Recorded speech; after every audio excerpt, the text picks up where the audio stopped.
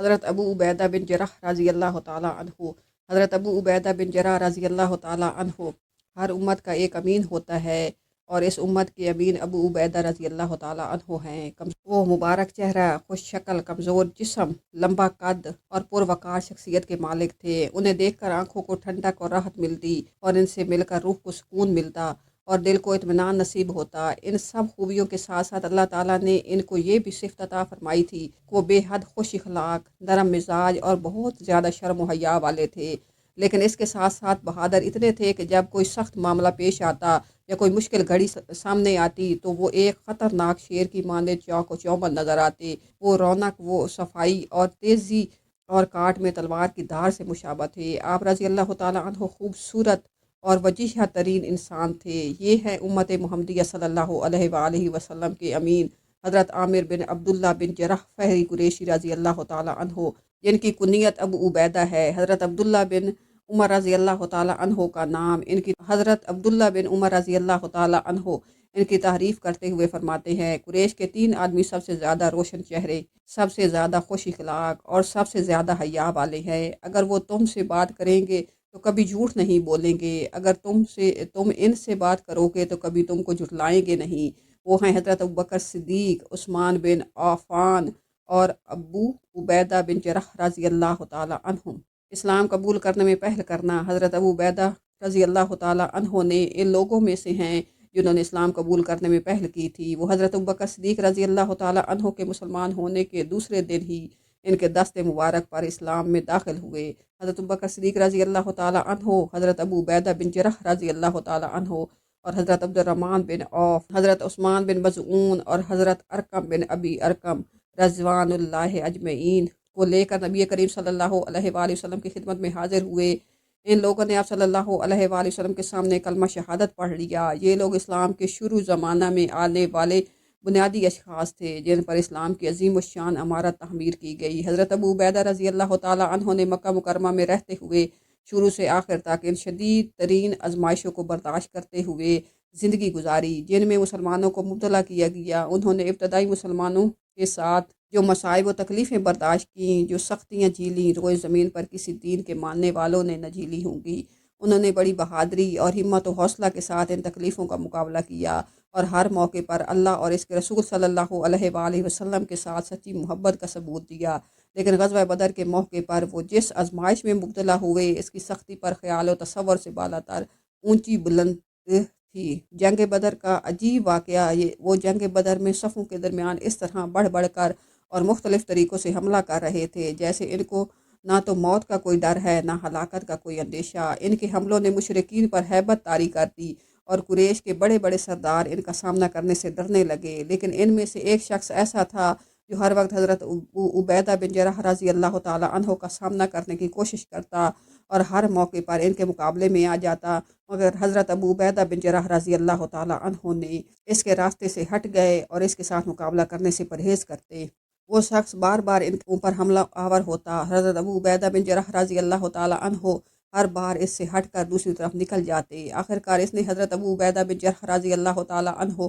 کے لیے سارے راستے بند کر دیے، ان کے سامنے آ کھڑا ہوا۔ جب اس کی یہ حرکتیں حضرت ابو بن عبیدہ رضی اللہ تعالیٰ عنہ کی قوت برداشت سے باہر ہو گئیں تو انہوں نے اس کے سر پر تلوار سے زوردار اور بھرپور وار کیا۔ اس سے اس کی کھوپڑی کے 2 ٹکڑے ہو گئے اور وہ بے جان ہو کر زمین پر گر پڑا۔ آپ سوچ رہے ہوں گے کہ یہ مرنے والا شخص کون ہوگا۔ غزوہ بدر کے موقع پر حضرت ابو عبیدہ بن جرح رضی اللہ تعالیٰ عنہ کا امتحان ہر قسم کی سوچ و خیال سے بڑھ کر تھا۔ آپ کا سر چکرا جائے گا جب یہ بات آپ کے علم میں آئے گی کہ حضرت ابو عبیدہ رضی اللہ تعالیٰ عنہ کے ہاتھ سے مارا جانے والا شخص کوئی اور نہیں تھا، خود ان کا والد عبداللہ بن جرح تھا۔ انہوں نے اپنے والد کو نہیں، ان کی شخصیت میں پائے جانے والے کفر و شرک کو قتل کیا تھا۔ اس موقع پر اللہ تعالیٰ نے حضرت ابو عبیدہ بن جرح رضی اللہ تعالیٰ عنہ اور ان کے والد کے متعلق قرآن مجید میں یہ آیت نازل کرتے ہوئے فرمایا، تم کبھی یہ نہ پاؤ گے کہ جو لوگ اللہ اور آخرت پر ایمان رکھنے والے ہیں وہ ان لوگوں سے محبت کرتے ہیں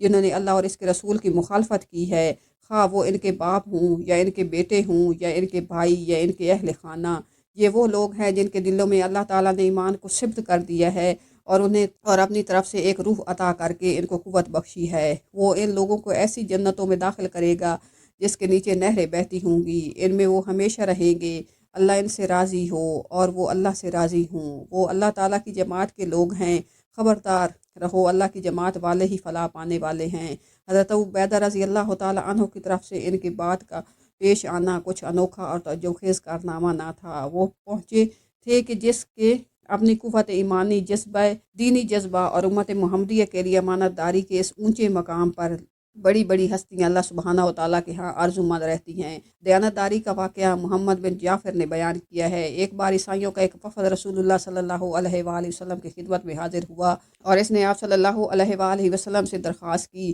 ابو قاسم، آپ ہمارے ساتھ ساتھ اپنے اصحاب میں سے کسی ایسے شخص کو بھیجیے جس کو آپ صلی اللہ علیہ وآلہ وسلم ہمارے لیے پسند کرتے ہوں، تاکہ وہ ہمارے درمیان ان جائیدادوں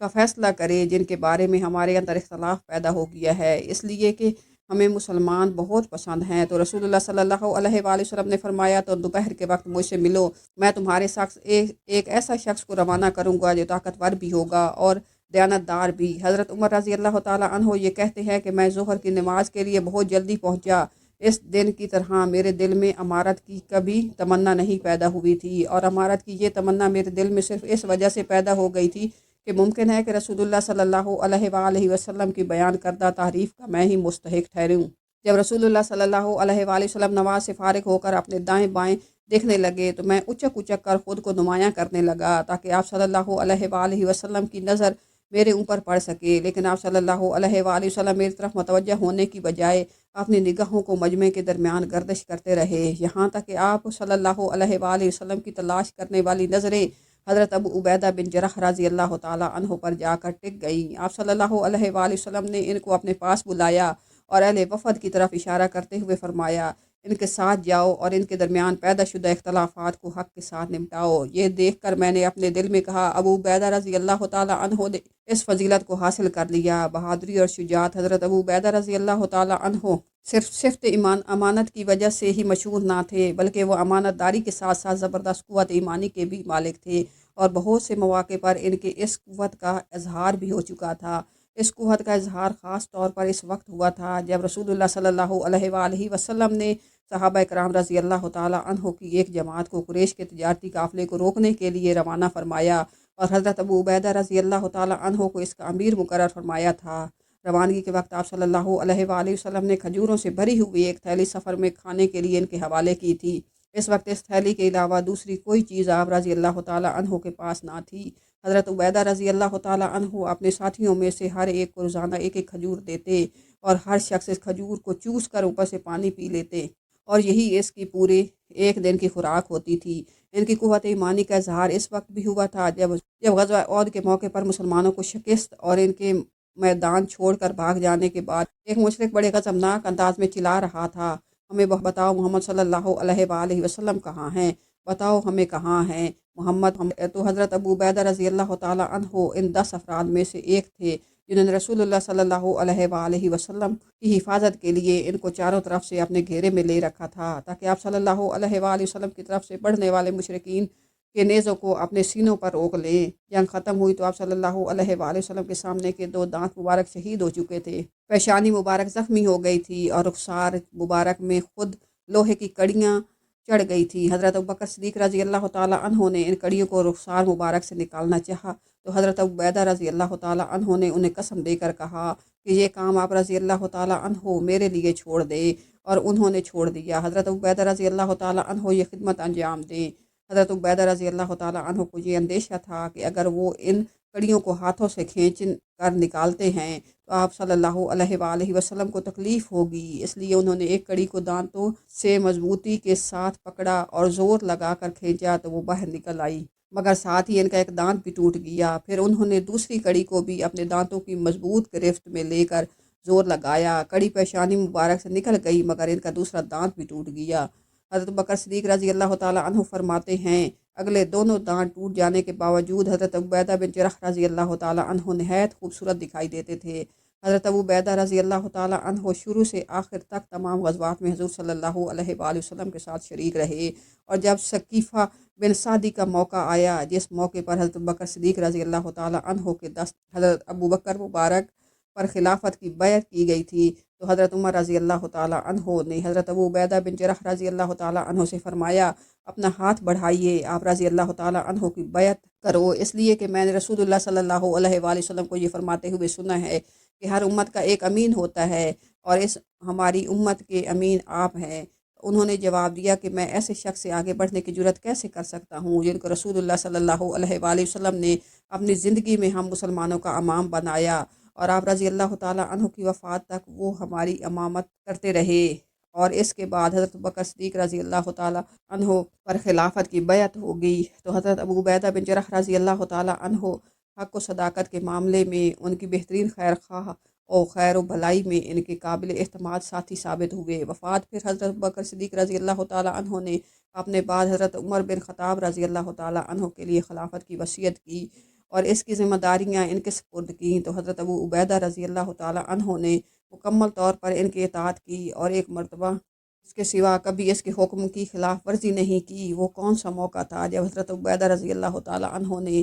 خلیفۃ المسلمین کے حکم کی خلاف ورزی کی تھی؟ ہوا یہ کہ جس زمانے میں وہ شام کے علاقہ میں مسلمانوں کی جماعت کے امیر تھے اور دین کی دعوت لے کر ایک ملک سے دوسرے ملک جا رہے تھے، اللہ تعالیٰ کے فضل سے ان ملکوں میں اسلام پھیلا رہے تھے اور ان کے ہاتھ پر ملک کے ملک اسلام میں داخل ہو رہے تھے۔ ایک طرف مشرق میں دریائے فرات اور دوسری جانب شمال میں ایشیائی کی ایک ایسی جگہ تک پہنچ گئے تھے۔ عین اس موقع پر شام میں اچانک طاعون کی ایسی خطرناک وبا پھوٹ پڑی جس کی پہلے کوئی مثال نہیں ملتی۔ اس بیماری میں بے شمار انسان مبتلا ہو گئے اور دیکھتے ہی دیکھتے بہت سارے انسان موت کے منہ میں چلے گئے۔ حضرت عمر رضی اللہ تعالیٰ عنہ کو اس کا علم ہوا تو وہ سخت تشویش میں مبتلا ہو گئے اور انہوں نے ایک قاصد کو اس پیام کے ساتھ ابو بن عبیدہ رضی اللہ تعالیٰ عنہ کی خدمت میں روانہ کیا، اچانک مجھے ایک ضرورت پیش آ گئی ہے جس میں میرے لیے آپ رضی اللہ تعالیٰ عنہ سے مشورہ کرنا ضروری ہے۔ میں آپ رضی اللہ تعالیٰ عنہ کو قسم دیتا ہوں کہ اگر میرا خط آپ رضی اللہ تعالیٰ عنہ کے پاس رات کے وقت پہنچے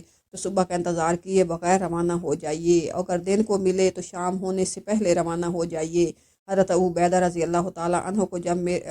حضرت عمر رضی اللہ تعالیٰ عنہ کا یہ خط ملا تو انہوں نے فرمایا مجھے معلوم ہے کہ امیر المومنین کو مجھ سے کیا ضرورت ہے، وہ ایک ایسے شخص کو بچانا چاہتے ہیں جو بچنے والا نہیں ہے۔ پھر انہوں نے ان کے جواب میں لکھا کہ امیر المومنین میں سمجھ گیا آپ رضی اللہ تعالیٰ عنہ کو مجھ سے کیا ضرورت ہے، میں مسلمانوں کے لشکر میں ہوں اور اپنے دل میں اس قسم کی کوئی خواہش نہیں پاتا کہ میں اپنے آپ کو اس وبا سے محفوظ کر لوں جس میں یہ لوگ سب مبتلا ہیں۔ میں اس وقت تک ان لوگوں سے الگ نہیں ہو سکتا جب تک کہ اللہ تعالیٰ میرے اوپر اور ان کے درمیان اپنا فیصلہ نہیں کر دیتا۔ اس لیے جب میرا یہ خط آپ رضی اللہ تعالیٰ عنہ کو ملے تو آپ رضی اللہ تعالیٰ عنہ مجھے اپنی قسم سے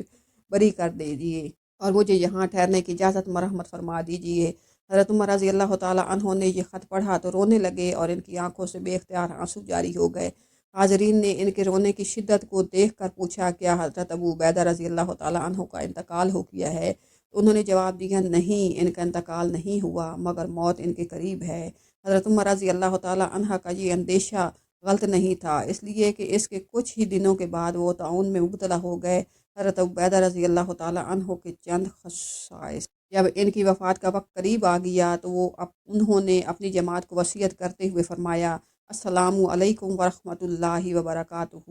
میں تمام لوگوں کو ایک وصیت کرتا ہوں، اگر اس پر عمل کرو گے تو ہمیشہ خیر و فلاح پر قائم رہو گے۔ سنو نماز قائم کرو، ماہ رمضان کے روزے رکھو، صدقہ و خیرات کرتے رہو، حج اور عمرہ ادا کرو، آپس میں ایک دوسرے کو اچھی باتوں کی نصیحت کیا کرو، اپنے حکمرانوں کے ساتھ خیر خواہی کرو، ان کے ساتھ خیانت اور فریب سے کام نہ لو، اور دنیا تم کو دھوکے میں نہ ڈال دے، اس لیے کہ اگر آدمی کو ہزاروں سال کی طویل زندگی بھی مل جائے تب بھی اس کو مرنا ضرور ہے، جس طرح اس وقت میرا انتقال ہو رہا ہے۔ والسلام علیکم ورحمۃ اللہ۔ پھر انہوں نے حضرت معاذ بن جبل رضی اللہ تعالیٰ عنہ کی طرف متوجہ ہوتے ہوئے فرمایا معاذ میرے بعد لوگوں کو نماز تم پڑھاؤ گے، اور تھوڑی دیر بعد روح جسم سے پرواز کر گئی، انا للہ و انا الیہ راجعون۔ ان کے انتقال کے بعد حضرت معاذ بن جبل رضی اللہ تعالیٰ عنہ نے لوگوں کو خطاب کرتے ہوئے فرمایا لوگوں، آج تمہیں ایک ایسے شخص کی موت کا صدمہ ہوا ہے کہ باخدا میں نے آج تک کسی ایسے شخص کو نہیں دیکھا جو ان سے زیادہ نیک دل، حسد و بغض سے پاک اور ان سے زیادہ برائی اور فساد سے دور نہ ہو۔ میں نے کسی ایسے شخص کو دیکھا جو ان سے زیادہ آخرت سے محبت کرنے والا اور عام مسلمانوں کا خیر خواہ ہو۔ ان کے لیے اللہ تعالیٰ سے رحم کی دعا کرو، اللہ تعالیٰ تمہارے اوپر رحم فرمائے، آمین یا رب العالمین۔